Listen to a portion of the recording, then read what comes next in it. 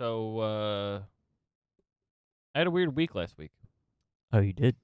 Yeah. Why was that? Well, unfortunately, you didn't, which was I was super upset about that because I was like, or at least a Sunday. I did have a weird week Oh, okay, great. because he wasn't there. Oh, okay. So here's the totally not his fault. Not mad at Well, him. let me clarify that you Yep. were going to meet I was going to Malachi meet Black, Malachi Black. and he had to cancel. He had to cancel because Was it like that day? Yeah. So Wow. Not his fault. or it was like overnight. Apparently they hadn't booked a crew for the flight or something like that. There's like he went through like the whole spiel in a video. They like hadn't booked Which is great, by the way. That's what I do love about him. Where Yeah. he's like, don't. Just so there's no confusion. This is what happened. Yeah, they didn't book a team for the flight, like the whatever. And so then they were trying to get him on a separate flight, and that wasn't working. So then they tried to get him on a flight to Philly, and then would drive him from Philly over, and that wasn't working. The only flight they could get him on would get him there like 4 hours late. So they decided to reschedule, and they're looking to reschedule for like April or May, to avoid snow and things of that nature, like having to cancel because of snow. Yeah, instead of just going, we'll do it next week. Yeah, the frustrating part for me was that You made a they souffle for him, and it's gonna go bad now. exactly. The frustrating part for me was that they didn't make the announce. So like I don't know when they knew or like how long up until that point they were trying to get him here. Yeah. But they didn't announce anything until like an hour and a half before the signing, and it takes 2 hours to get there for us. Yeah. So I was already, and so of course I'm driving. There's no one in the passenger seat, so shit. no one saw that, and there was no like email. So what I would have liked, or would have been nice, is if there was an email communication because I had bought a ticket. Because then I would have seen an email and I would have like flicked it on my thing and then seen it, and I could have turned around. So wait, did you get all the way Yes. there? Oh my god! What the fuck? I got 2 hours all the way down there, and realized, and then found out that he was not there. He's not coming. Yep, there were a lot of other people who were walking in and finding out that he was not coming. Not a super lot, but whatever. And the guy was super cool about it. I mean, it's not his fault. I'm not mad at him. I'm not mad at Malachi. Mm-hmm. AEW on the other hand, now. Yeah, AEW on the other hand. And the guy was super cool. He was like, because he canceled, you can either hold on to your ticket, and it will be it'll be honored for when we reschedule him, or you can get a full refund. Nice. I decided for the time being, I will just hold on to it. Mm-hmm. I did ask somebody, I forget if it was me or somebody did ask, like, can we hold on to it, and then if we can't make the date, like if you announce the date, then we can get a refund. And he said, yeah. Yeah, he was like, no, you're totally cool. You can get refunded any time because we rescheduled. Mm-hmm. So I was like, okay, I'll hold on to it, and I'll wait to see when they'll do it, and if I can make it, I make it, and if I can't, then I'll get a refund. I had brought cash. I brought money with me, from my one side job, because I was like, oh, I'll get his autograph, and then I'll see if there's anything good there. So buy stuff. I shopped. Right on. And I spent like $250 on some Undertaker figures. Okay. I was like going in, I was like, wait a minute. Yeah. Is this one figure that you're getting? No. No, I bought two. I forget if it's 2 or 3. I got like 2 or 3 Undertaker figures. I got a symbiote Spider-Man. Ooh. And because I do the Marvel Legends Spider-Man, and then I got a couple Power Ranger things. Ooh. Yeah, that's a bit of a mess when it comes to going down there. Like, Pandora's Box Collectibles, I love it. I love it's it awesome. there. It's awesome. It's a fantastic place. There have been there's a comic book shop near us that is just an absolute mess. Yes. And with all the stuff they have, especially all I the think old stuff. I think it's in Wayne. It's like 20 minutes from here. Oh, I wasn't even talking about that one. There's one closer to us that I went to recently, up in Bridgeport. There's one. I don't know if I told you about that. I don't think I've been to that one. That one's. I mean, that's mostly pops and comics, but. Oh, okay. It's gotcha. They got some figures, but it's more like those weird figures that people will buy $100 for those weird things that are split down the middle and show a skeleton, weird stuff. I got you. Weird obscure things. I'm with you. It's more of a comic shop than it is like a figure or comic. They have a bunch. They have a shitload of pops, but it's mostly comics and because they have a exclusive with they have an exclusive guy for Last Ronin, an exclusive cover for that. Oh wow, which is cool, but it's I've never heard of the guy who did it, but it's very cool. That's cool. But they have their own exclusive cover for it, which is cool.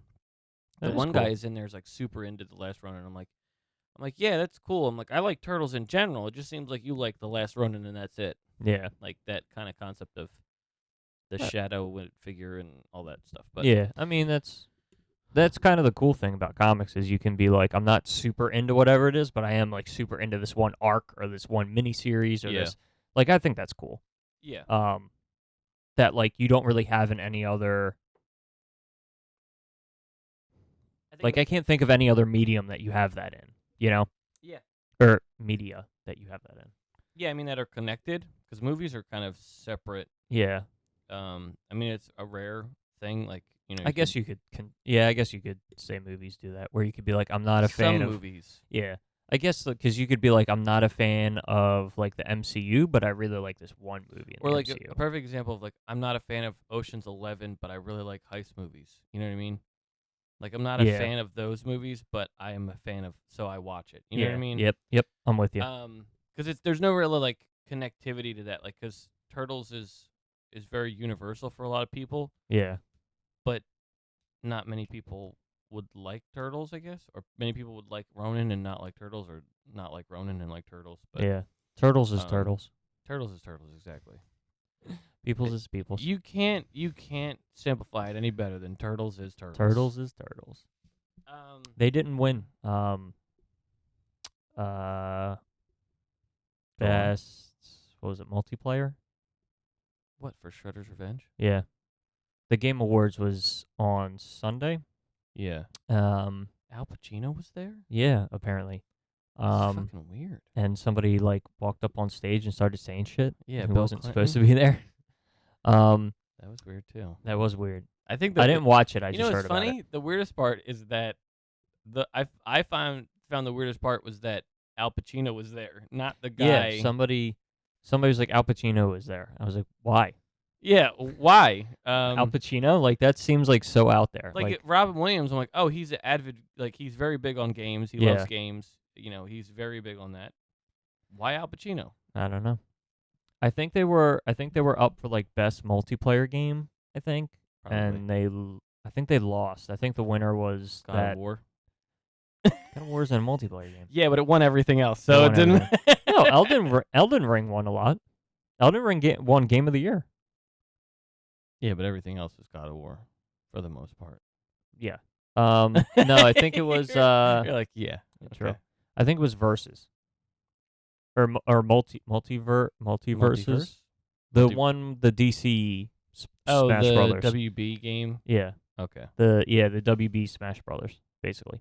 What? Because Smash Brothers couldn't be put in there. Well, it didn't come out last year. Exactly. Or this year. Exactly. You're all a bunch of sheep. I will say, fuck yeah for Marvel Snap winning Best Mobile Game. Did it? I fucking love that game. Do you play that? Oh, I play the shit out of that game. This is the thing, and I've talked about, me and Duck have talked about this a lot.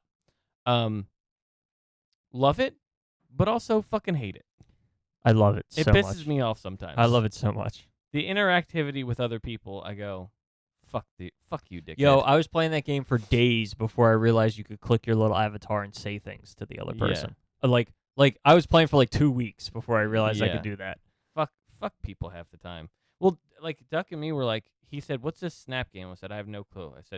He goes, "Do you want to download it together and then try it out?" And then like literally a couple days later, we'd like give our takes on what we thought. Oh, that's cool. And I mean, we never done that before, but it was like the fact of like, I'm like, I hate it, but I love it because at the time, like right now, I have been, I want to say 4 or 5 years into Marvel Puzzle Quest, and I love that game. Oh, And I I've didn't know been you with played that that game game. for a while.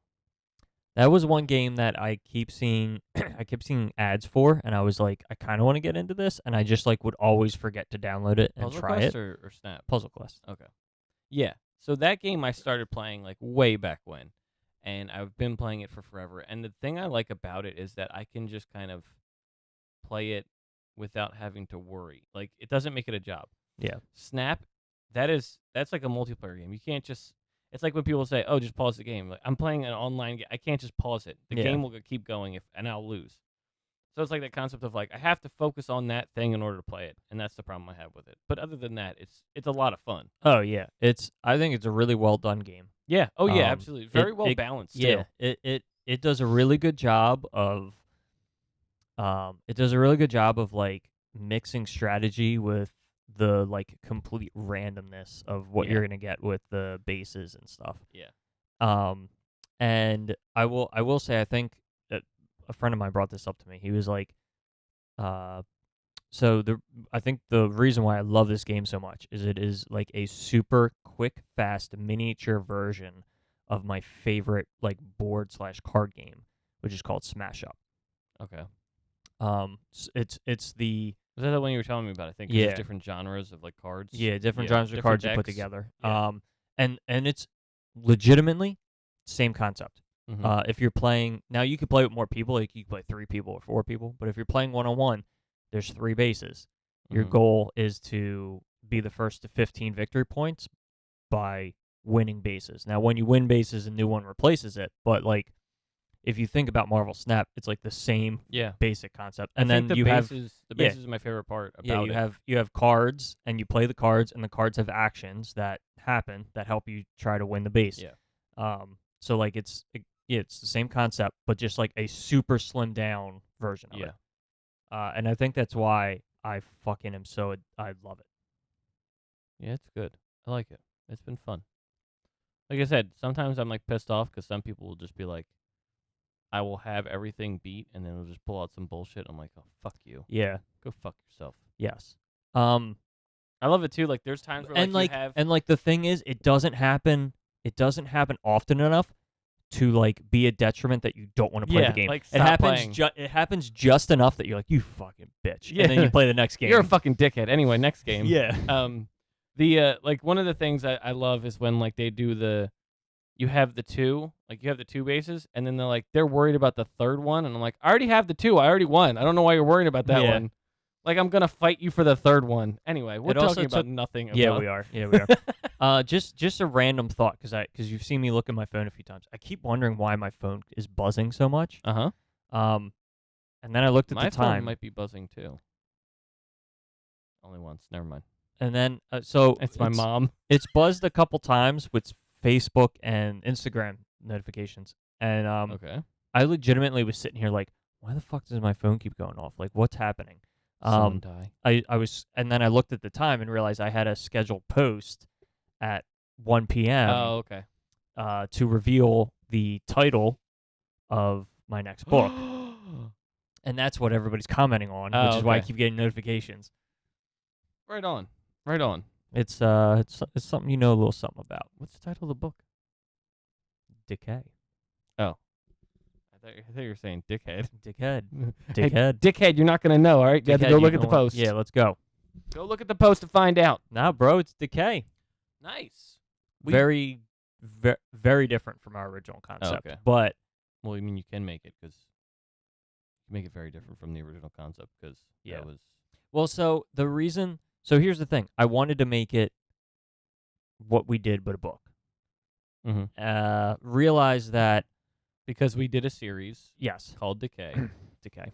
that I unfortunately could not be part of the production of, but I helped write But it. you helped write it. You were part of it. Yeah, I was really upset that I didn't... Like, that was the Wawa times. Yeah. And I was like, well, you guys are filming and I'm working, so... So It turned out, as I was writing it, it turned out to be one of those things where what we had works really well as a series or a movie, because killing zombies is like cool to see, Yeah. um, significantly more difficult to write. Um, and I found that because they were only killing zombies and moving forward, that it gets really repetitive really quickly.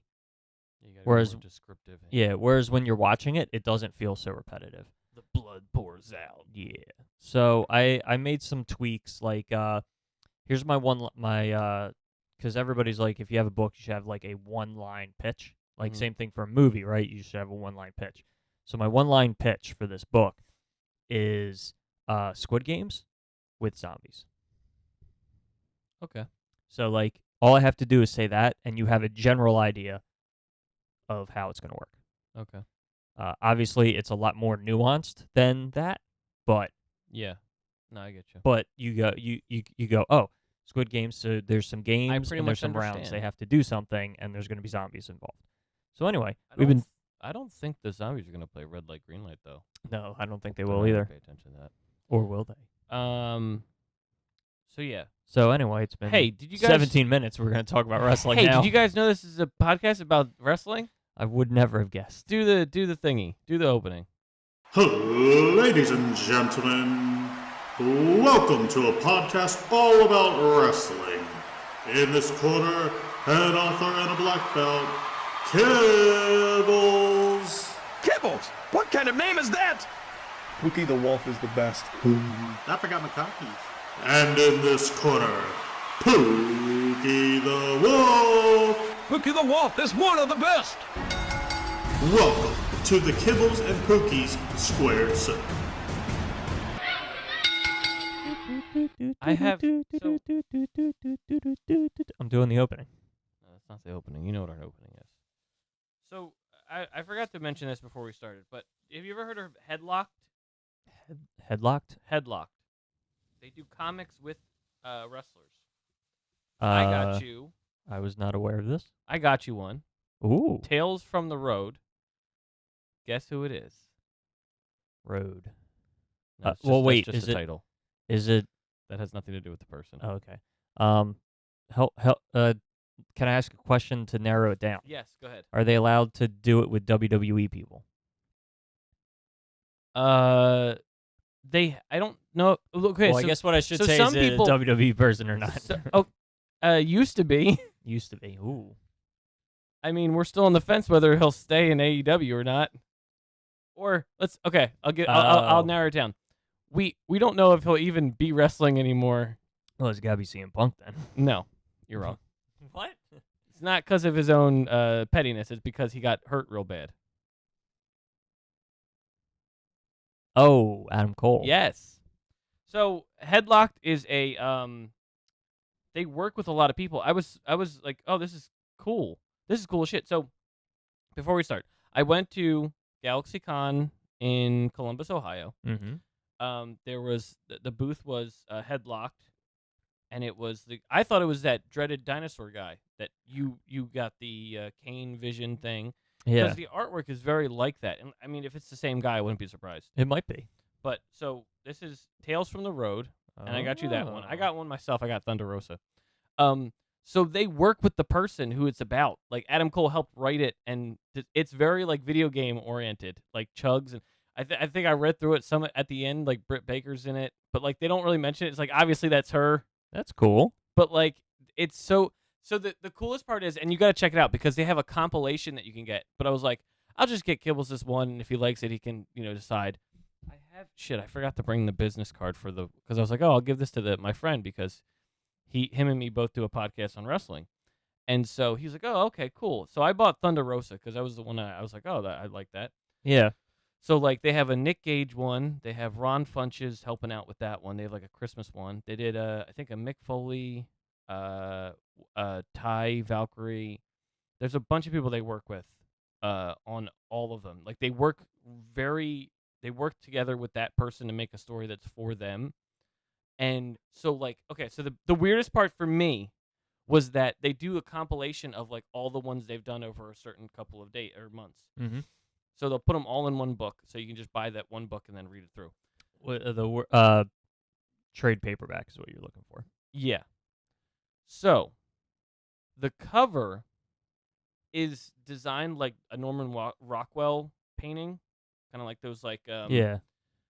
but it's done by Jerry Lawler, which I'm like, I didn't know he could draw this well. And the guy's like, yeah. He's like, who'd have thought? I'm like, this is like the king, Jerry Lawler. He's like, yeah, he does the covers for them. I think he did the art for, It's fucking weird. if I recall correctly, he did the art for the I mean, we're talking like 20 years ago, Mhm. almost. Maybe a little less than 20. But anyway, if I recall correctly, he did the art for the Mick Foley. Mick Foley came out with like 2 or 3 children's books. He might have. He's really good, And which I was surprised by. I was like, yeah, I believe he did the I believe Jerry Lawler did the artwork for him. Mick That's Foley fucking wrote him crazy. and he did the artwork. the guy, like, that was the one thing the guy was like, oh, yeah, this covers are done by Jerry Lawler. I'm like, you mean like the king, Jerry Lawler? Like, he doesn't do the main ones, main but ones, like he but- does the compilations of all of them in one. Yeah. It's just so weird. It's pretty awesome. Yeah, I'd say definitely check out other ones. It's called Headlocked, and I was like, these are cool. Yeah, the Twitter and Instagram are Headlocked Comic. Ooh, yeah.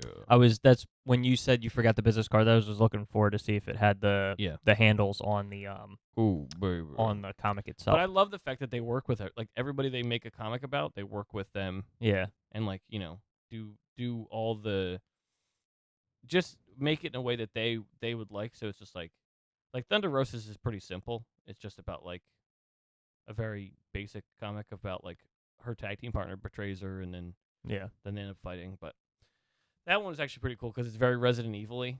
Ooh. And I was like, oh, this is such a Chugs thing, where it's just like a very, like, he took all his favorite games and put them together. Like, it's very funny. I'm very interested. But yeah, so that was one of the things that, and I might be talking about a lot of stuff today about Columbus, Ohio, because it was fucking awesome. If only you had gone to Cleveland. But welcome to, So I heard Cleveland rocks. by the way, to quote a song, there's nothing wrong with Ohio. It's just very boring. That's not part of the song. No, but it's there's nothing wrong with Ohio except the snow and the rain. You're doing the Bowling for Soup yes, song, right? Yeah. But it's very super, like, to take it away from the quote, it's very fucking, there's nothing in Ohio. It's just nothingness. Except Moxley Oh, wait, is that from yeah. Cincinnati, Ohio. I was in Columbus. I was close to there. Yeah. Okay. I maybe saw there's signs. nothing in Columbus. I saw signs for it. Okay, so when we went, the convention center, Mm-hmm. outside of it, a statue of Arnold Schwarzenegger flexing. Wow. Yeah. And I was like, that's weird. Why does that? And I looked it up. Turns out, well, actually, I didn't look it up. My coworker told me. He's like, that would make sense because he does his strongman competitions there every year. And I'm like, why the fuck would he do it in Ohio? Like, it's just so weird. But yeah, they do. Because Ohio paid him a bunch of money to do it there. Well, that is probably cheaper to do it in Ohio than somewhere Probably. else. Yeah, most likely. But so, yeah, it's fun times. There was another person that I found that was doing, and I'll actually get my phone out because I got to show you the stuff that I got. He's showing me stuff. Yeah. So some of the stuff I got, I took all the pictures today because I was like, let me make sure I take pictures of everything I got so I can just show Kibbles, so nothing That's a will good be idea. missing. So, I went. First day we got there, I was dressed as Moon Knight Mm-hmm. and Which version of Midnight? Mr. Knight, which I was surprised so many. So this is the problem. I got my helmet was 3D printed. My head is huge. Huge. My head's huge. Huge. So the problem It's with the that hugest head is, that I've ever seen. Let me tell you. Let me tell you. One of the hugest heads. Don't think there's ever been such a huge head Yeah, in the we did history it. of heads. We did it. There's no other head that's bigger. So I told the guy when I was making the outfit, and this is before Halloween. I said, my head's very big. I don't know if you're going to be able to make a helmet for it. He's like, oh, well, it fits snug. I'm like, even worse. So then Did he ask you for head measurements? Yes. Okay. And so that's where I found out. I'm at 25, okay, as far as measurements. Mm-hmm. The normal is 21 or 22. I'm like, my head is way bigger than everyone else's. 25. That's a good 3-4 inches Mm-hmm. at most. So then I was like, okay, well, what if I tried to set it up so there's padding in there and it doesn't it's very rough and hard to put on. It got easier to put on. Problem is that around the temples when you put it on, it scrapes along the side. So everyone wanted to take a picture with me, and I didn't want to keep the helmet on the whole day.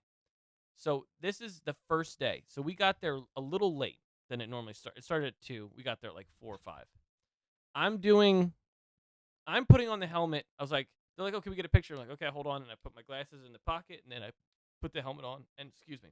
And then I go, okay. And then I do the pose, and then I take a picture with someone, and then take it off. By the last picture, I had to tell. No one else asked me after that last picture, but after the last picture, Bones goes, hey, the side of your heads are bleeding. I'm like, great. This is great. So as it was scraping, it was starting to scratch it to the point where the sides of my skulls were the side of my skull was bleeding. Oh, wow. And I'm like, well, no one's gonna get a picture, at least with the helmet on anymore. So that was a thing. I was like, thank God it's no one else asked me after that point. I'm like, good. I was like, great. We're fine. I don't have to put the helmet on anymore, which I need to work on. But it was that was the crazy part about that. So the first night though, it was Friday, and I forgot to do Funko Friday as I left. The plan was to do what I did this week, which was Rocket and Groot. Mm-hmm. At Pookie the Wolf, you can see Funko Friday every week, every Friday. The plan was to do Groot and Rocket like I did this week, but I didn't have enough time to do it. So luckily, I found Paige at one of the booths and was like, "That's a good deal. I don't care if it's damaged. I want it." And I just took that as my Funko Friday.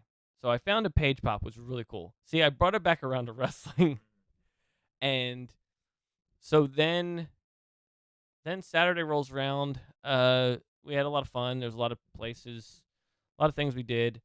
That day I did the Deep from The Boys with the octopus hanging off my junk. Have you seen the video on Facebook? Bones put it up. I think I shared it too. But then so one of the cool things that it's wrestling related is that during, and you'll probably like this too, at night around 10 or 12 after the costume contest, they do emo night, which is not anything important. It's just two guys with a DJ equipment and just playing emo songs. Like they played Taking Back Sunday and My Chemical Romance, Paramore, all these different bands, Fall Out Boy, all these different bands. During that, I did not spend time in the dance hall that it was taking place in. I sat out on the side in the couch in the, big hallway. And I had a moment where Kiera Hogan walked past, and I'm like, I know that woman. And I was like, that's Kiera Hogan. And I was like, oh, cool. And then I told them, and they didn't care because they're like, we don't know who that is. And I'm like, forget it. Point is that I saw a wrestler walk past me, and I didn't say anything. I was like, I wanted to say, hey, and that was it, but I didn't. And then the third day, I met Britt Baker and saw Kiera Hogan doing. So I guess she did part of the fantasy cosplay wrestling because they were training, and I have a video of her they're trying to teach her to go on the ropes and then flip midair, and she was going over it a couple times in her normal clothes, and I'm like, she's obviously going to be doing something tonight for it, but we didn't spend enough time there to find out. But it was pretty cool. And there was another person who I bought stuff off of that I wanted to mention because it was very wrestling related. The name was, it was Aaron something. Aaron Carter? Not Aaron Carter. I believe he passed away. He did? So, I just saw your post. Where is it? He's under Puns and Pile Drivers. And he makes a lot of cool artwork. Him and me were just talking about, he was the same way with me where he's like, I stopped watching WWE. He's like, AEW was one of my shows that he's like, AEW kind of never really disappointed. He's like, I try to, he's like, I would talk to other people who would watch WWE and go like, how's it going over there? And like, who's their champion? And like, oh, it's really great. Triple H is in charge and it's going great. He's like, oh, who's the champion? He's like, oh, it's Roman Reigns. He's like, still. And they're like, yeah. It's like, okay, no thank you. Like, it was just like the concept of like, he keeps hearing this change and nothing's really happening. And I'm like, yeah, they keep saying like, oh, they're saying wrestling now and all that. But like, there's not a huge difference, just small little changes and bringing back people, which is great. Yeah, I mean, Getting their jobs back. yeah, I mean, I had always said, this, right? Like, um, it's not gonna be a situation where Triple H gets in charge and then things are just going to like magically itself. change and get and be different overnight. It's gonna be a like 2 to 3 year long process to make some of those changes. Slow burn. Slow burn. I mean, I'll also go on and say, like, yeah, Roman Reigns is still world champion. We'll kind of see where that goes, but it's like, okay, Roman Reigns is world champion. I don't really feel like I mean, maybe if somebody else was world champion, there's like a potential intrigue with that, but like, I don't know. I don't drastically feel like there's somebody on the roster that I'm like, he should be champion, not Roman Reigns. Like, I don't really feel that way. I will also say that Roman Reigns, with the bloodline and the stuff they've been doing with Sami Zayn has been fucking entertaining as shit. So like, it's enjoyable. of course right now. he's the fucking world champion. Like, everything these guys are doing is like fucking gold. Yeah, it's enjoyable right now. I think before it was like, before Sami Zayn, it was kind of like, all right, we get it. You guys are. Well, that's what I mean. Like I could totally see like maybe Triple H was going to take the title off of him, and now like the whole Sami Zayn thing is like super fucking over. Yeah. And is like really hot. So like, why would you take the title off him? I will also say that I guess as a random aside, I don't know that Sami Zayn's going to win the Royal Rumble. I really want him to because I feel like that would be the ultimate like WrestleMania match. Whether he wins or loses doesn't matter. Mm-hmm. It would be the ultimate WrestleMania match because of how long the storyline's been going on and like all of the twists and turns of it. But I will say that I could see somebody else winning the Royal Rumble, and I could see the bloodline turning on Sami, and Sami getting a shot at the World Championship at I think it's still Elimination Chamber, at the February pay-per-view Elimination Chamber. Why do I feel like that might be a huge spot to put Sami in? For that pay-per-view specifically, they announced that that pay-per-view is in Montreal, and Sami's Canadian. Mm-hmm. And like, I think the crowd, if they were in America, the crowd would go crazy for Sami because of how over he is. But I could be wrong. Put this out there, I could be wrong. But I'm fairly certain that's his hometown. And so if Sami was going in to fight for the world championship as the babyface in his hometown in the main event of a pay-per-view, the crowd will be like, the crowd will be more than likely on the same like audio hostile level as like a CM Punk World Championship match in Chicago. Yeah. Like, it would be the same like vibe. Mm-hmm. So I could totally see them not doing WrestleMania to get the huge Montreal like pop or whatever with Sami fighting for the World Championship in his hometown. Mm-hmm. Which maybe that's the plan, right? He fights, he loses. Maybe Cody Rhodes wins the Royal Rumble. Yeah, I don't know. I don't know what they'll do. Yeah, so that's the only other thing is like if Sammy doesn't win the Rumble, I don't really feel like there's anybody else that's like that like it even like, makes sense to what win the about Rumble. Owens? Or do you think they've done that too many times? I mean, it could be Owens. That'd be interesting. He's fought Owens like 2 or 3 times already for the World Championship during this specific title run. So like maybe. I don't know. Well, so I mean, I guess that's also the thing, right? Anybody could win the Royal Rumble, and then you have like 2-ish months to like build them up to being a world champion contender. So I guess it really could be anybody. Yeah.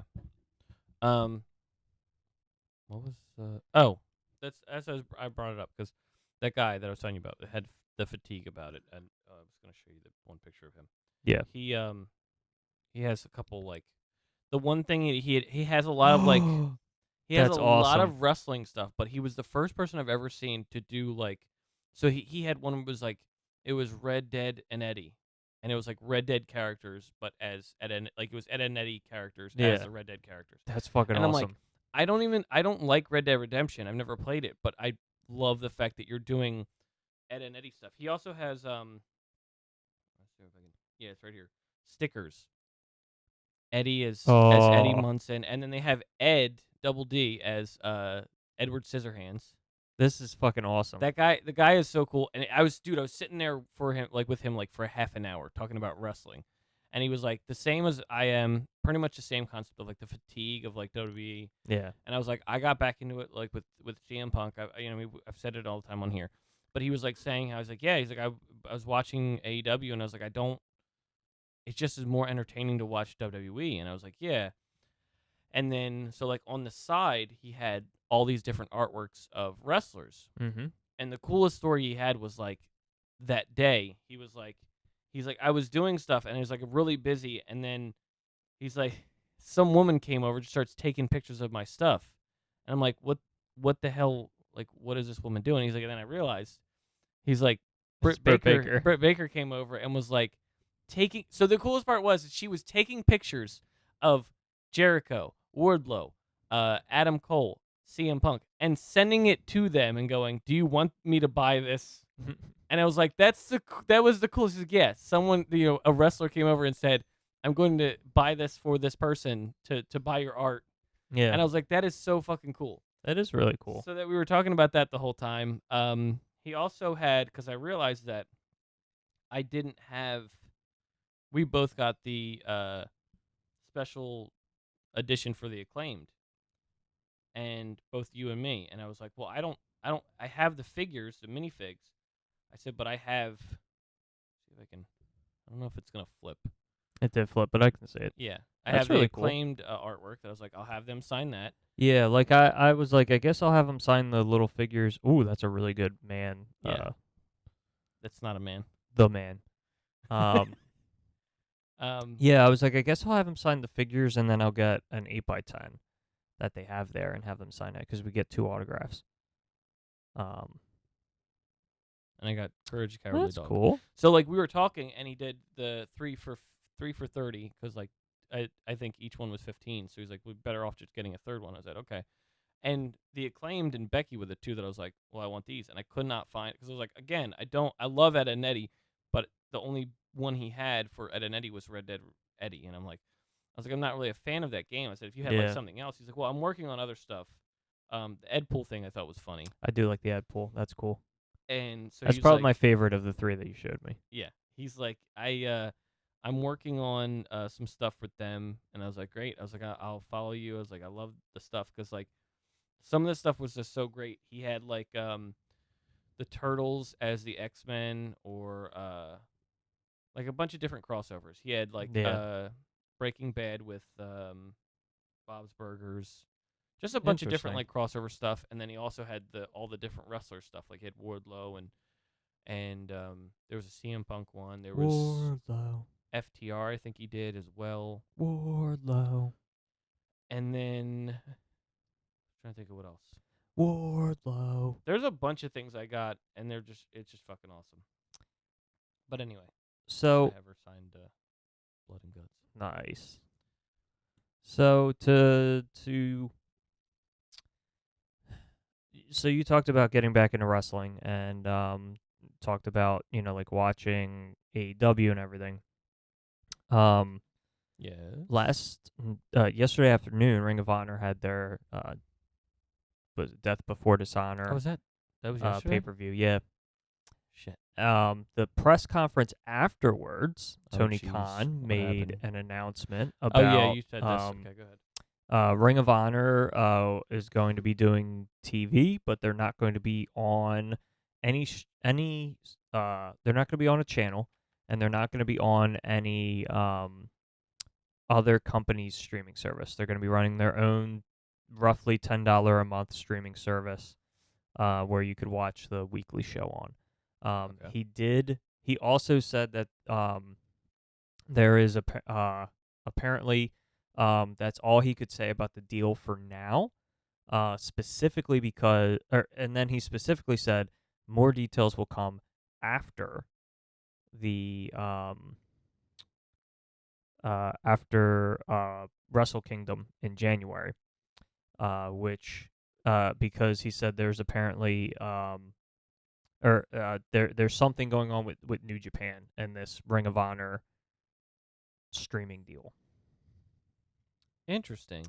So I'm wondering if like maybe there's going to be like some kind of like combined thing where like you can pay $10, like for example, right? You pay $10 a month to get just Ring of Honor, or you could pay $20 a month to get Ring of Honor and the Japan? New Japan shows, or maybe there's going to be some type of deal where there's going to be a lot of New Japan talent coming over and Ring of Honor talent going over there.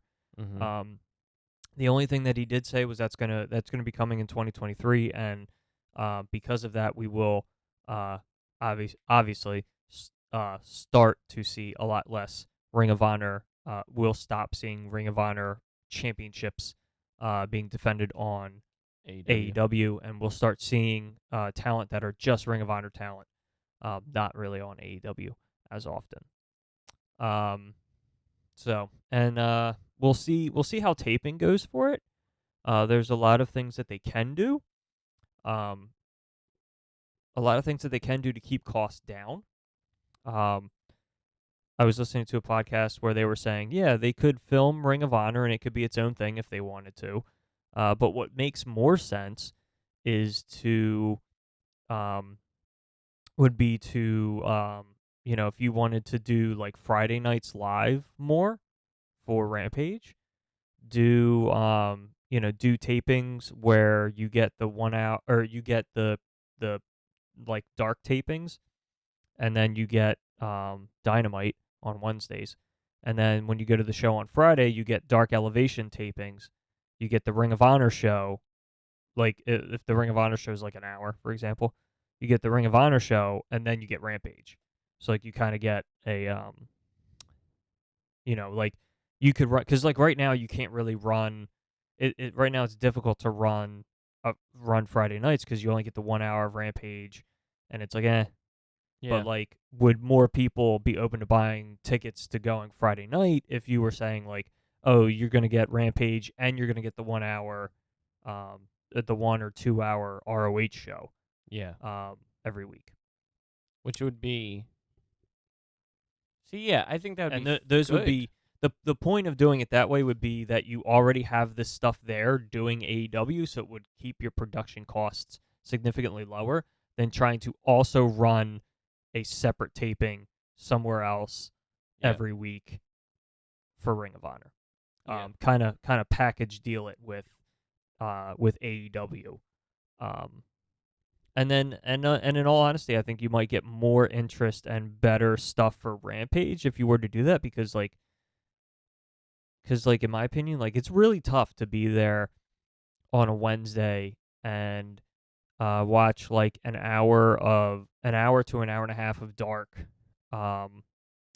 beforehand, and then do 2 hours of Dynamite, and then you wait like 15-20 minutes, and then you get like another hour of Rampage, and it's like almost midnight till you're leaving on a Wednesday, and you know what I mean? Like it might actually make the Rampage show better, and like the crowds better for Rampage and stuff if you were able to make it, like live on Fridays coupled with ROH than to try to film it after Dynamite. I was as you were going through that, I was looking at the results for the final battle. Oh yeah, I looked at them A lot of the stuff yesterday. I was surprised by. Athena winning the women's championship, That was probably the most surprising thing for me was Athena winning the women's championship. and then a lot of miscommunications with Swerve and Our Glory, Doesn't surprise me. and I was surprised they were even tag teaming in the first place. Like that So, was weird. it Doesn't said make sense to me. it said that they had a lot of miscommunications, which ended up having Swerve leave him like Keith did, but then Lee still won anyway. Yeah. And then Well, when they so I'll say this, when they originally announced the match, my thought was, oh, they'll lose because Swerve will walk out on Lee because Lee walked out on Swerve. Like I didn't think it was gonna be like a miscommunication thing. I think Swerve was gonna be like, haha, got you back, and like leave. Yeah, but he still won. But he still won. Wheeler Yuta winning against Danny Garcia.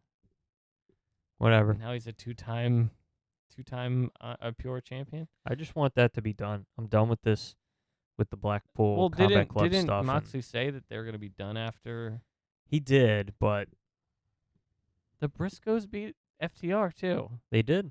And I was like, what? No, Yeah, that was they have to win all of them. that was interesting. That one was very interesting. Not surprised that the Briscoes won. I mean, FTR beat them in the other two matches. That's crazy. Yeah. So I mean, like maybe, like I also wouldn't be surprised. Maybe some of these decisions are decisions that are being made because they're prepping to like, who knows? Maybe in like January or February, we're getting the start of that ROH thing. Like maybe it's really early in the year, and so they're doing stuff where like, Wheeler Yuta's winning and he's like going to ROH stuff, and Yeah. they want Danny Garcia to stay with the JAS.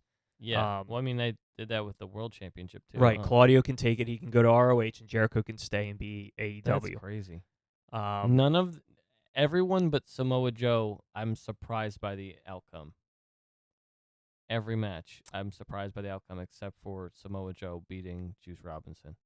I'm not surprised by the dog collar match.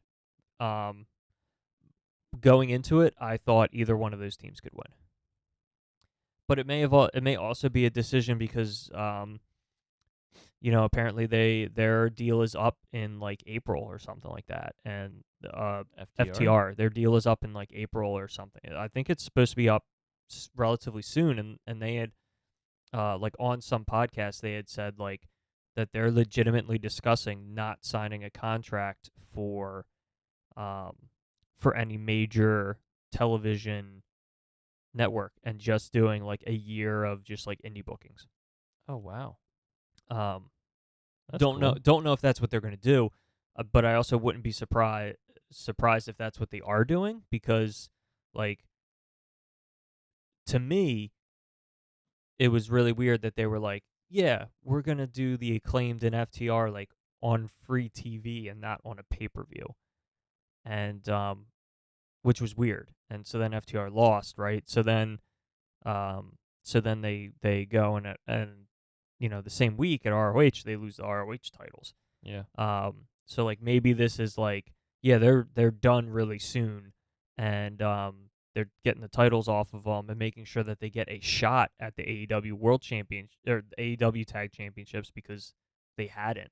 You know what I mean? Like, it had been so long that they were the number one ranked Finally, team and never no got one a shot. can complain that they didn't get a shot because Right. now they got a shot. Right. So I wouldn't be surprised if that's why they lost the ROH tag titles, is they're not re-signing a deal. Plus, I think having 3 tag titles in 3 different promotions, eventually you go, I want to spend time with my family. Right. Well, so I think that's part of it, is they want to do indie bookings for a year because that will allow them to make their own schedule. They Exactly. and then they would only wrestle when they wanted to and who they wanted to, Exactly. and they could spend more time at home with their families. Exactly. So I think that's I wouldn't be surprised if that's why they lost the tag titles. Yeah, I think it's slowly going to be them losing each title and just being like, okay, we're gonna go spend some time doing our own thing. Yeah, I mean, which is nice. They're great either way. I yeah, mean, ultimately it was bound to happen, right? Like eventually they were going to lose the lose their championships. top guys. Top guys out. Um, But yeah, because just the fact that like, and the reason why I'm thinking that this might be what's happening is like it just felt very weird that the Acclaimed was like, we want to fight the best tag team and we want to fight FTR, and then there was legitimately no build. They called them out on Friday and they had the match on Wednesday. Yeah. There was no build. It wasn't at a pay-per-view. Like FTR, like it should have been a big pay-per-view match. Yeah. And if it was a big pay-per-view match, I would have felt more like it was a possibility that FTR was going to win. Like they had it on Yeah. Dynamite, and I knew Final Battle was coming up that weekend, and I was like, I really don't think they're going to win. But I mean, part of me also could have been like, they're going to play them, and if they lose, they might do another match at a pay-per-view. That's possible. But I think you're right. I think the fact that they lost to the Briscoes now, I feel like it's going to be slowly them kind of losing each title over time and just being like, okay, we're going to take some time to. Yeah, I mean, and here's the thing, right? There's a built-in, if FTR is thinking far enough ahead, there's a totally built-in story for this. Mm-hmm. They lost the AEW tag championship match. Immediately lose the ROH tag titles. If I were them, I would be advocating for whenever my next defense of the AAA and the New Japan tag titles were, I would say lose them. I would say don't have me win. If I was FTR, I'd be saying don't have me go into a championship defense for those titles and win. Mm-hmm. Make me lose them on my next championship defense. Because if they are going to go away for a while, you can go away, you can do indies, and then you can come back. And the story you can tell with returning, whatever organization they return to, whether they decide they want to go to WWE or they want to come back to AEW, whatever. Then the story they can tell is we were on top of the world, and then suddenly we weren't. Suddenly we were losing all of our tag matches. Why were we losing our tag matches? We had to we couldn't understand fundamentally Went why. back to basics. So we had to go back to basics. We went back to the indies. We became tag team specialists again. We learned what we were doing wrong, and then that's your big comeback story. Yeah. It's built in. If I was FTR, I'd be advocating for losing both of my other championships as soon as possible. Because the sooner it happens, the better that story is. It's like, we lost the AEW, we immediately lost all of our tag titles. So what was the problem? So we went back to basics. We went back to the indies. I would even say I'd even get footage of them going to one of the schools and training, and we went back to all the way back. That's just my opinion. No, yeah, that's a good one. I like it. Yeah, you're building in your own huge comeback story, and especially if you come back to AEW, because everybody will be aware of all that, right? And then you could come back, work your way up the rankings, and then I would say your first championship match, don't come in and go for the titles right away. Come in, work your way up the rankings and stuff, do some smaller rivalries and all that, and then your first shot at the AEW tag titles, you have them win. And then it's like a huge moment, huge story. It's kind of an almost 2 year in the making type deal. Oh, I was gonna say also the small point. We don't need to talk about it too much, but the Embassy winning the 6-man tag titles for ROH. Yeah, which is good because at least they're doing something. Yeah, it's interesting because I don't really like anybody else in the Embassy, but I really like Brian Cage. Yeah. You're a very big advocate for Brian Cage. I do. I like Cage.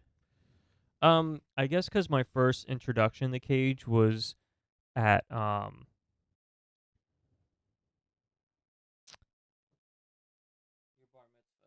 bar mitzvah, Lucha Underground, and I really liked him and how they booked him in Lucha Underground.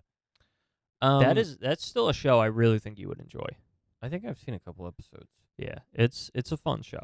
So I was telling this to Bones last week when we were in the hotel. We watched SmackDown, and I was like telling him about Ricochet, and I said Ricochet is great. I said, but, and I mentioned the fact that like I like Ricochet, but some of his best matches are with my favorite Absolute wrestler, and that's Will Ospreay. And I'm like, you need to check out Will Ospreay. I was telling him about that, but I wanted to tell you about that. You made me think of the lucha thing, and I'm like, well, Ricochet is one of like the best like guys flying around and shit. He was Prince Puma. Yes. The did I read it right that the New Day won the NXT titles? I don't know because I did not I'm gonna look at the that up. results I'm gonna of look that up right now. But I did want to bring Deadline. up Regal and Yeah, that whole thing. It's a little weird. very weird. It's a very weird concept of like we set this betrayal into play, but then that betrayal is just leaving anyway. You know what I mean? So it's Yeah, like, I wouldn't be surprised if they were like, okay, here's how we're gonna write him off TV. He's gonna betray, and then MJF's gonna double cross him. I liked the MJF double cross. I felt like that was the best part of the story. I feel like it was still kind of like I know that Regal said a little bit. I know that MJF said a bunch, but I feel like it's still kind of unclear and doesn't make complete sense why William Regal turned his back on Moxley. yeah, it's just Like weird. I feel like it doesn't. Yeah, like I feel like it logically doesn't make a lot of sense. Like the explanation that they're giving, I feel like doesn't quite work. And I don't know that there's a lot of explanations that would work, to be honest. The MJF double cross, I thought was very well done. I thought it was fucking awesome. I think it's a great setup for MJF to, more than likely face Brian Bryan, Danielson at probably Revolution in they keep pinning at that, February. which is a weird thing too. Is it's like it's so weird for the bad guy or the heel to call a shot on something where it's like, yeah, you should be more focused on Starks, and then you can do the whole talking about Brian Danielson, because then it makes it cheapens the concept of like, okay, well, we can expect that Stark's match won't be as good, Yeah. which is a shame. And I'm still waiting for like the Firm to come in, but I guess that's not going to happen. Yeah, I feel like it's probably not going to happen. I did remember reading something where the leader of the Firm, Malcolm, I think he said something where before the whole CM Punk thing blew up, it was the Firm was going to do a whole like thing with Punk. Like there was going to be a whole rivalry thing with Punk. Oh, And that's why I think that's if that was the case, I'm not surprised that's why the Firm storyline floundered and petered out and is like, what the fuck's going on? Because they were supposed to be heavily involved with Punk, and then that got that was a weird thing too about chucked. Is it Wednesday night that they're like, we're gonna have FTR fight the Briscoes, and we're just gonna hit them with the classics for Final Battle, but then have the Ass Boys be a part of that, which is weird. Yeah. Because it's like the Ass Boys are like there to bother them constantly about it, but they're never gonna get a title from them. So it's just not. Yeah, it's like I mean weird. when they popped up on the screen at the end of Dynamite and they were like announcing that they had a tag title match at Final Battle, Yeah. I was like, oh, clearly they're saying that the tag title match is against them. And then they were like, nope, we have this But note the from letter was them from boys. Dem Boys. And I was like, this is a really weird way to announce this match. Yeah, super Like weird. if I was So had you? I mean, like, it doesn't make sense. Like if I was Tony Khan, why wouldn't I have like a cool like 2 or 3 minute like I video think- package showing highlights of the other Briscoe FTR match is So matches, I think and I- then end it with the promo shot of them fighting in the double dog collar match.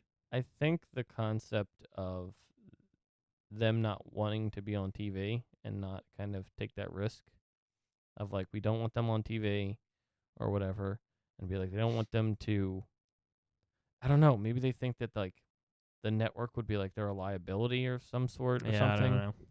Anyway, so in general, Wednesday, I guess we'll talk about Wednesday since Wednesday was a Wednesday, Regal just showed up and said, "I videotaped this beforehand," and I told Tony Schiavone to show this if something goes horribly Yeah. wrong. if you're watching this means I'm dead. Yeah, it was basically that. Yeah. It was basically that. Yeah. I didn't like it. I think It was. I think that should not have happened at all. Like MJF fucking like knocking him out. Just should have been it. Like Yeah, but it was more. I think it was more so it was a goodbye for him because it's like that way I'm not just getting knocked out and then like what was never it? showing up again. What's you'll get this reference. What's the cartoon character that Homer voiced? The dog. Oh, was it I want to say Danger Dog? Yeah, something like that. And he's like, I have to go back to my home planet. He went back to his didn't he go back to his home planet and die or something like that? Or on the way to his planet died, so he never comes back or some shit like that. But yeah, the even Poochie. Poochie. I thought it Poochie. was Poochie. I thought it was Smoochie, and I was like, no, it's Poochie. Poochie. And he was like the character for Itchy and Scratchy, the cool dog. Poochie. Poochie. Poochie. But the concept of the diamond ring battle royale or whatever the fuck, I don't get it. I don't get that. One of the big things I don't get about that specifically is I don't get the after the first one, it kind of felt like it became you win the battle royal and then you have to fight the previous year's winner to get the diamond ring, which is odd. Like why isn't it just you fight for the like the concept of winning this dynamite diamond ring and like you could potentially use it to like boost somebody or whatever like is cool. It just seems like a MJF gimmick at this point. It is. I mean, it That's is. stupid. He's gonna have it. You know, he's gonna have it again. Like we were Well, sitting this there is and the I was problem. like, Okay, oh, clearly Ricky Starks is gonna win, so that way he can just go, I'm gonna fight you for both of them, and then MJF can.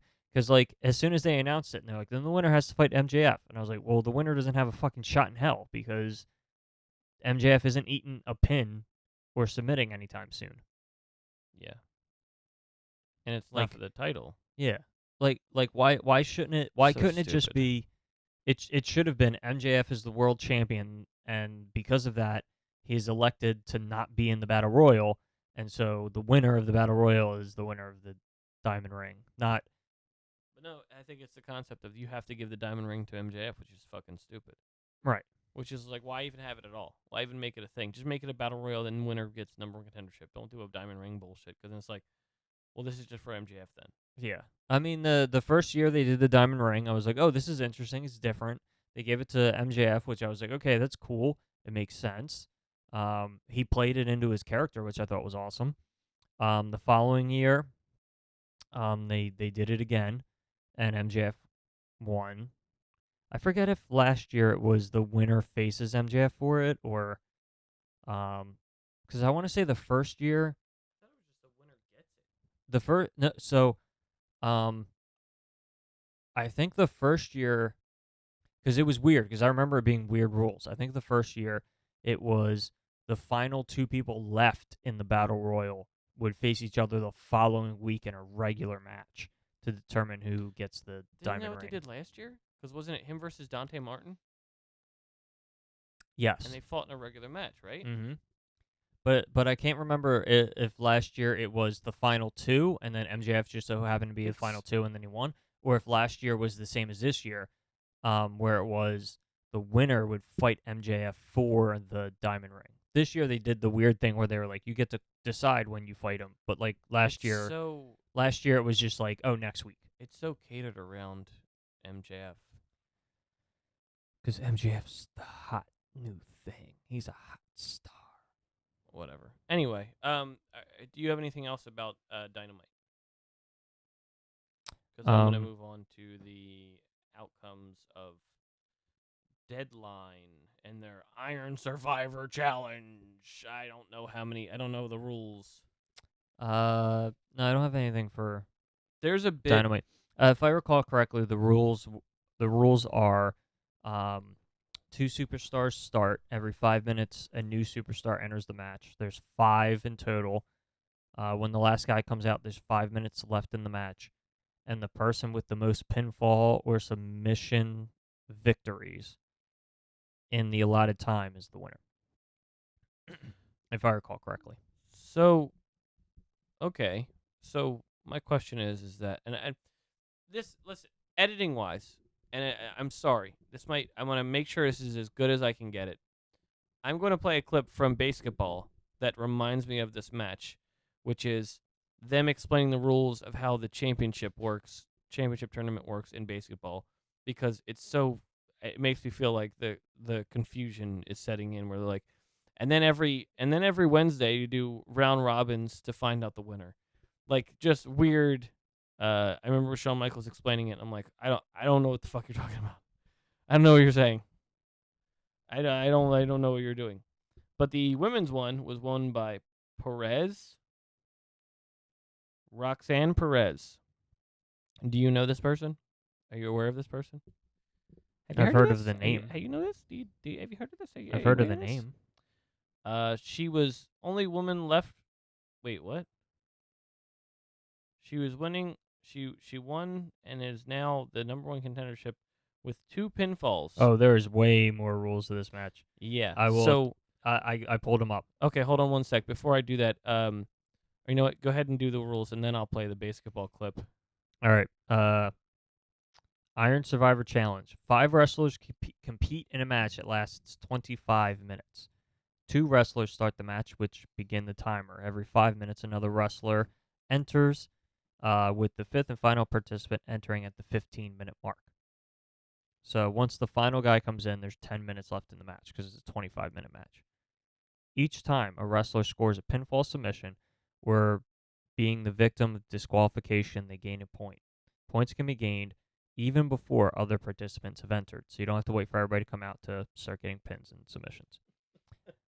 A wrestler who is pinned, submitted, or is disqualified goes into a penalty box for 90 seconds. I'm sorry. Go ahead. The winner of the match, dubbed the Iron Survivor, is the wrestler who scores the most points at the end of the 25-minute time limit. In the result of a tie, those who are tied enter sudden death overtime. Which is just a game of dodgeball. The winners of the men's and women's matches become the number 1 contenders for the NXT Championship and NXT Women's Championship, respectively. All right, now Darren, go ahead and play the clip. Hopefully you don't blow out anyone's eardrums with this. Hopefully, we don't fuck this up. I just don't want it to be too loud. So with last night's victory over Boston, next week the Bears must beat Indianapolis in order to advance to Charlotte. That's in an effort to reduce their magic number to 3. Right, and then the Bears can advance to the National Eastern Division North to play Tampa. So if the Bears beat Detroit and Denver beats Atlanta in the American Southwestern Division East Northern, then Milwaukee goes to the Denslow Cup. Unless Baltimore can upset Buffalo and Charlotte ties Toronto, then Oakland would play LA and Pittsburgh in a blind choice round robin. And if no clear winner emerges from all this, a 2-man sack race will be held on consecutive Sundays until a champion is crowned. Anyway, I think what got Darren laughing the most was the penalty box. the wrestler who's pin submitted or is disqualified goes into a penalty box for 90 seconds. Which, how do you get pinfalls if you're in a penalty box? If you keep getting pinned, then how are you know what I mean? That's just insult to injury. Like, not only did you get pinned and give the other person a point, but now you have to go sit and can't do anything. What's the point? I guess so. The point is that you get pinned and you go into the penalty box. So it makes it, more, it makes you even less want to get pinned or submitted. So You trying to You, explain this if it makes sense. You're like, you don't want to get pinned, so yeah, bro, it's like an added it's like an added reason that you don't want to get have pinned. those things happen. Mm-hmm. Mm-hmm. It's funny because they were explaining this, and I was like, it's a championship scramble coupled with you remember that match? Yes, that's why I was like. But the way you said it, you like mumbled it to yourself. Okay, this is a champion scramble, but they added stuff to it. Like I imagine that's what in your head you're like trying to make sense of this all. You're like, all right, this is just a championship scramble. So match, championship but scramble. So it's the championship scramble with a penalty box. instead of with a penalty box. Instead of trying to be the champion at the end of the time limit, you just want to have the most pinfalls or submissions. And be the number 1 contender. It's an Iron Man match with a penalty box. Yeah. So. Oh, there you go. It's an Iron Man match with a penalty box. Yeah. The only match I can think of that had a penalty box is King of the Mountain. Yeah. You Okay. would pin or submit somebody, and they would go into the penalty box for 90 seconds, and you had to pin or submit somebody to be able to qualify to climb the ladder to hang the title. Do you think King of the Mountain still holds up? Let me ask you a follow-up question. Do you think the Iron Survivor match will hold up? Probably not. So Maybe? I don't know. Roxanne. Well, so that's Perez won. so here's the question. Was it any good? Like, if I go watch it, do I say like, oh, this was fun and interesting, and I want to watch it again? Like I would vouch. I enjoyed watching War Games, and I've never watched. Well, I have watched a War Games before, the one with Kevin Owens. Yeah. So like you said about King of the Mountain, I would venture and say the first like 3, maybe 4 King of the Mountains were actually really good and were really fun and interesting to watch. Mm-hmm. I haven't watched any recently. I don't even know if they do it anymore. I don't think they do. But like I would say those first like 3 or 4 were actually really good. But like you could also look at the participants. Like I think the second or third one was like Samoa Joe, AJ Styles. Yeah. Like the people. It was a fucking good match because it fucking had a bunch of awesome people in it. So like, yeah, that makes sense. The way they explained this match, it sounded like the person who won was so far behind compared to everyone else, but still somehow won it. Where are you reading like a description of it from like Cage Side or something? It's Bleacher Report, and Okay. Roxanne Perez won. It was a B grade. She will end up fighting Mandy Rose at one point, whether it be likely New Year's Evil or Vengeance Day. Yeah, Is that a I thing? think it's on Valentine's Day. Oh, okay. And then Elsa Dawn versus Alba Fire. I don't know how to read, or these names are stupid. Could be both. Point is, Dawn won, defeated Fire. If only she had Earth and Wind with her. And you could tell it's a D plus because it obviously was a shitty match. New Day versus Pretty Deadly. And there you have it. The New Day are the NXT champions. Interesting. Yeah, I heard they wore Triple Crown champions. I heard they wore their green and white Ranger. I believe so. Yes. Outfits. But yeah, they beat or maybe that was on SmackDown. Pretty Deadly.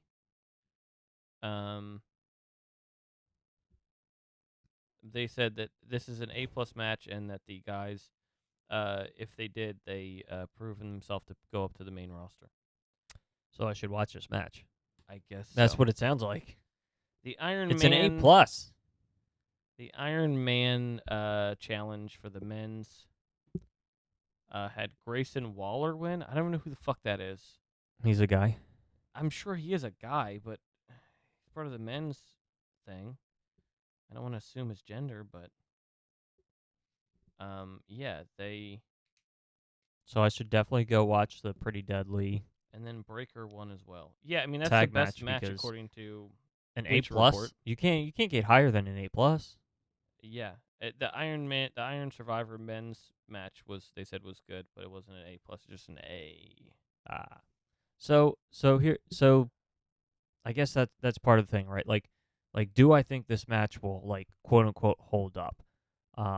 And I feel like I can't answer that without going and watching the match Yeah, myself. I get it. Because there's a lot of rules and it's kind of weird, but if it's a really fun, compelling, good match, then, like, it can hold up. Like, I mean, if you think about it, like, War Games has a bunch of rules. Like, okay, two guys are going to start, and then every 3 minutes we're going to let another guy in, and then but you can't get a pinfall or submission until everybody's in the match, Yeah, but and then that's when War Games actually but starts. I think the problem is that it's a team match yeah, compared to this Iron Survivor match is one of those things where you have to pay attention to everyone's pinfalls, and then on top of it, it's just like the penalty box thing. It's just like I think the easiest part about War Games and the concept of it is easy because it's two guys starting the match, and then we just go. After a certain point, it's kind of like the Royal Rumble. It's like just people keep entering in, and then you're like, okay, now this match can start, and that's just a normal fatal or a 5-man against 5-man match. Yeah, I think R.I.P. Dusty Rhodes. I Dustin. No, you know what I mean. I wouldn't be American Dream. I wouldn't be surprised if they decide next year that they're going to do it again, but they remove the penalty box thing.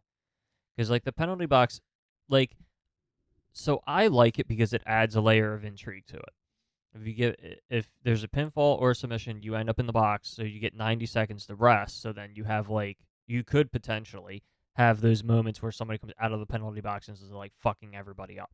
Like when somebody comes out for the Royal Rumble or for War Games, you know what I mean? Like, you have that, like, I came out of the penalty box, and like, the momentum of the match shifts. So what I'm confused about, it says disqualification. Is that using a weapon?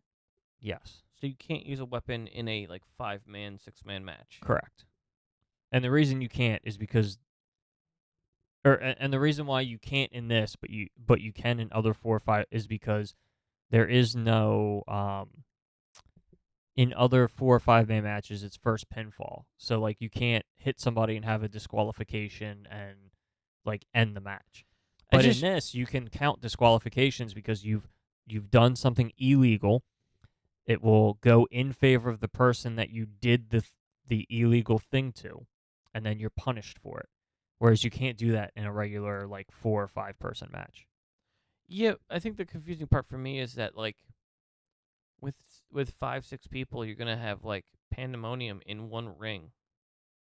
And it's gonna be a little difficult to control that, and having someone stay in that one ring. Don't hit anybody with a weapon. Well, is there a count out? No, it just said disqualification. Okay, all right. Well, I'm saying you can be disqualified by being count out, can't you? Or is it just count out is considered its own thing. okay?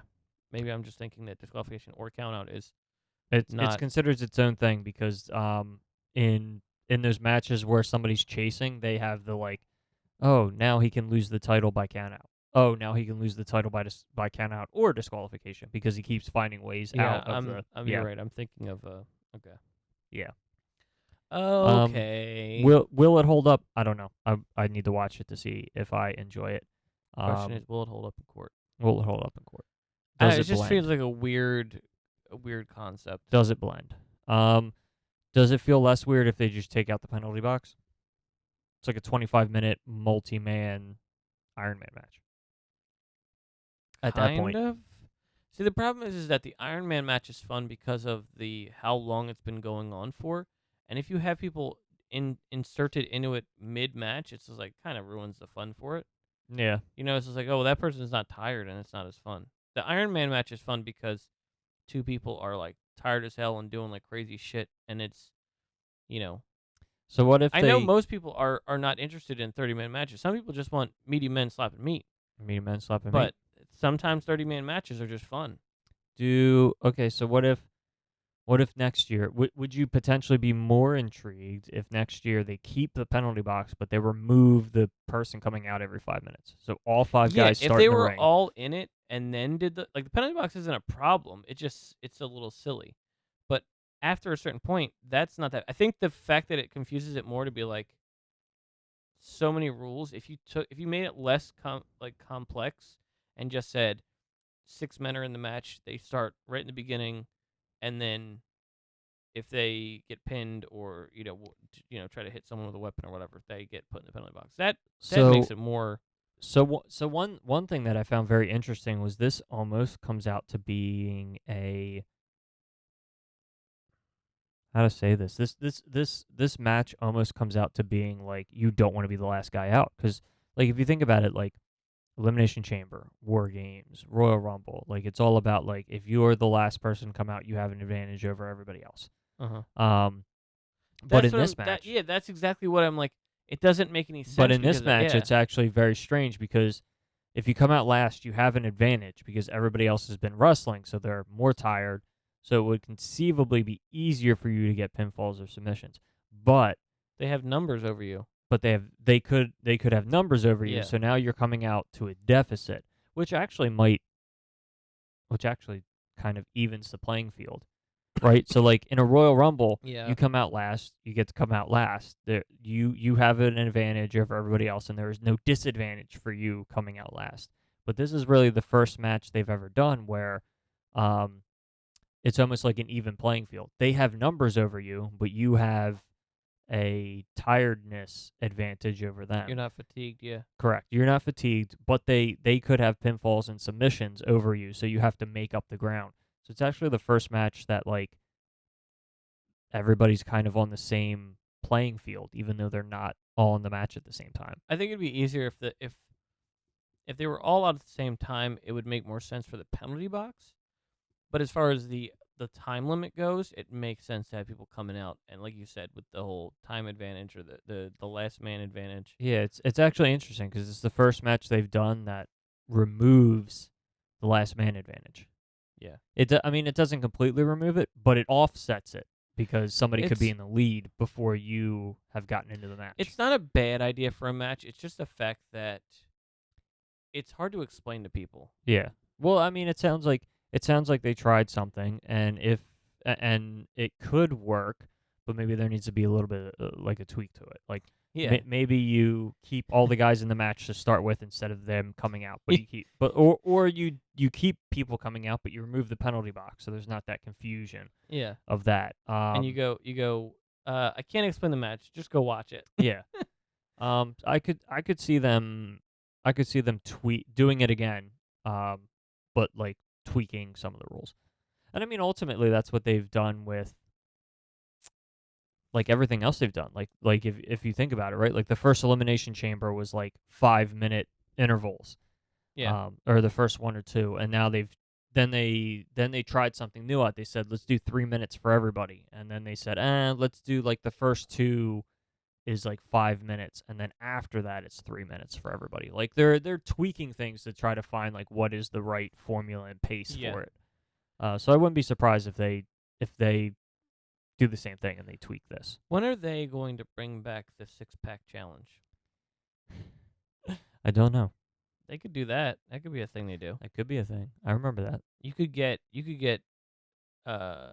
Roman Reigns, Kevin Owens, Drew McIntyre, I don't know, people from Raw, Bobby Lashley, and just do the 6-pack challenge. 6-pack challenge. What Bring was it it? back. Bring back Unforgiven as well. What was it? Undertaker, Kane, The Triple Rock. H, The Rock. Wait. No.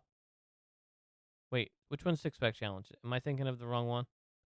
Which is the one where they're all in a corner?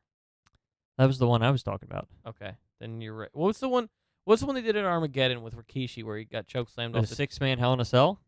Yeah, it was a Hell in a Cell. That's right, because he got chokeslammed off the Hell in a Cell. I'm thinking he just got thrown into a back of a truck bed, but he did get off the Hell in a Cell into the back of truck bed. 6-pack challenge was it Stone Cold a part of it? He was special enforcer. Remember. I had it on VHS. Kibbles, hold on, wait before you say anything. I'm just okay. pulling it up. Stone Cold as enforcer, Triple H, British Bulldog, Mankind. Hold on. The Rock, Triple H, British Bulldog, Mankind, Kane, and Big Show. Because Undertaker had left. Undertaker was gone. So that's my final answer. So you want me? Are you ready? Do you have it? Hold on, I just scrolled down. Okay. Okay. So I got. Hold on. I'm gonna go over it again. Yep. It was Mankind, Triple H, The Rock, British Bulldog, uh, Big Show, Kane, and then Stone Cold was Enforcer. Yep. That's correct. That's correct. Say I had it on VHS. Who won? Shit. I figured I'd ask because I have it open. Shit. I'm going to say Triple H. Yep. And then Stone Cold ended up stunning him anyway. I don't know. I didn't. I mean, I'm just looking at the match everything results. ends in a. Just looking at the match Everything results. ended back then with Stone Cold stunning someone. Um, Sometimes beer was involved. Dear God, this is also the same show that had the Kennel from Hell Oh yeah, with Al Snow and the Boss I Man. remember that one because I thought they legitimately killed a dog. Yeah, They it was, didn't. that whole thing was fucked up. They pretended to. Whole thing was fucked And up. there was a match with Jeff Jarrett versus X-Pac, right? China. Wait, who was Jeff Jarrett versus China? Yes. Who did For Steve the Blackman fight? Intercontinental Championship. I could be getting my two pay-per-views that I had on VHS confused because I had SummerSlam as well. X-Pac defeated... here, I'll start at the beginning. Okay. Val Venus defeated Steve Blackman. That was the fight. Steve Blackman fought somebody. D'Lo Brown defeated Mark Henry for the European Championship. Uh-huh. Jeff Jarrett defeated China by disqualification for the China. Intercontinental Championship. Yeah, I think she hit him with the guitar. I don't remember. The Acolytes defeated the Dudley Boys. Wow. Ivory defeated Luna Vachnon. Yeah. Is that how you say that? Didn't they do like a Dark Side of the Ring with her? Yeah, I believe so, yes. This was a hardcore match for the Women's Championship. Oh. The New Age Outlaws defeated Edge and Christian for the Tag Team Championships. Oh, you didn't know? Kennel from Hell. Al Snow versus Big Boss Man. Big Boss Man. That was for the Hardcore Championship as well. Interesting. X-Pac defeated Chris Jericho by disqualification. And then the six-pack challenge. Interesting. Oh, here's Aftermath. Triple H won the six-pack challenge for the vacant WWF Championship at Unforgiven. The Rock wrestled Triple H in a match for the championship on the September 27th episode of Raw. However, the match ended with a no contest after interference by the British Bulldog. So I guess this is all stuff that happened after, because it Yeah, says I the think Aftermath. that was like right before American Badass came. I think. It would have been before that, because American Badass was 'Cause- 2000s. Yeah, and then because what happened was that they did an interview with Big Show about where his tag team partner Undertaker was, and he's like, I don't know, but I'm gonna win the title tonight. This led to a match between The Rock and the British Bulldog at No Mercy, which The Rock won. On the other hand, Stone Cold Steve Austin was made #1 contender for the WWF Championship. At No Mercy, Triple H defeated Austin in an Anything Goes match to retain the championship. Interesting. At No Mercy, China defeated Jeff Jarrett in a ground... Oh, sorry, I said that wrong. At No Mercy, the following pay-per-view, China defeated Jeff Jarrett in a good housekeeping match to become the first and only female Intercontinental Champion in the WWF. R.I.P. Legend. This match was Jarrett's last match in the WWF as he left the promotion and joined rival promotion, WCW. Well, because he got beat by a woman. Also, Had issue with that. That's not what happened. The Undertaker was the cover. Or the poster. Huh. But that really doesn't mean anything because they take photos and would make up those poster designs and everything like months in advance. Yeah, it was interesting. Because I remember Triple H was hoping to be back from his torn quad in time for the pay-per-view where they unified the belts to make it the undisputed belt. Mm-hmm. The one where Jericho beat The Rock and Austin in the same night. And Triple H was the poster, was all over the poster and the promotional material for it. And because they were hoping he was going to be ready to come back in time for that, but he was not. he was not ready for another month. So then he returned to win the Royal Rumble. Cool. Yep. So I think that's it. Yeah, I think Kind of that's it. just fucked around again today because it's been a while. We normally do that. It's been a while since I could. We're going to meet in March, the Acclaimed. Excited about that. Yeah, excited. And I'm then super excited. Kibbles is meeting Malachi Black Malachi eventually. Black at some point.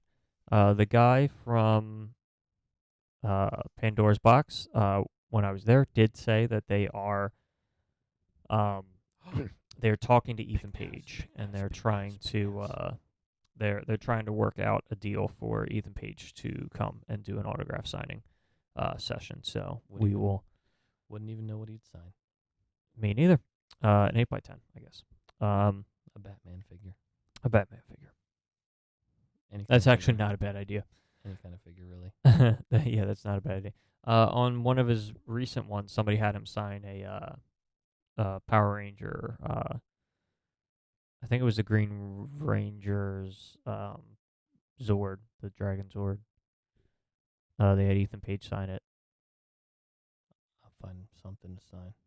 I definitely want to meet Ethan Page, though. Yeah. So, He's a cool dude. no idea when that'll happen, but he said that they're in active negotiations and trying to work that out. Not a cool dude on TV, but a cool dude on YouTube. But a cool dude on the YouTube. So that'll be fun. Yep. All right. Well, that's been us. We've had fun.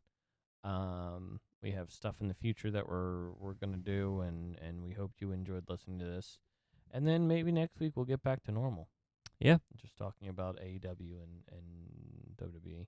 But I'm really glad we talked about Deadline because I wanted to bring that up because I saw that New Day won the tag titles, which is interesting. So I'll say this, because the New Day won, I am more interested in going and watching it. I will also say, since Bleacher Report gave it an A+, I am even more interested in watching the match. So I definitely plan on watching it this week. Right on. Okay. Well, excuse me. Thanks to you for listening. And what do they got to do, Gibbles? Gotta do the needful. Gotta do the needful. Thank you for watching. We'll see you guys next time. Bye. If not, I mean, the Rumble would probably be a perfect time for him to show back up. right. If Cody's not ready, then Sami Zayn. Sami Zayn. I don't like. I jokingly said that.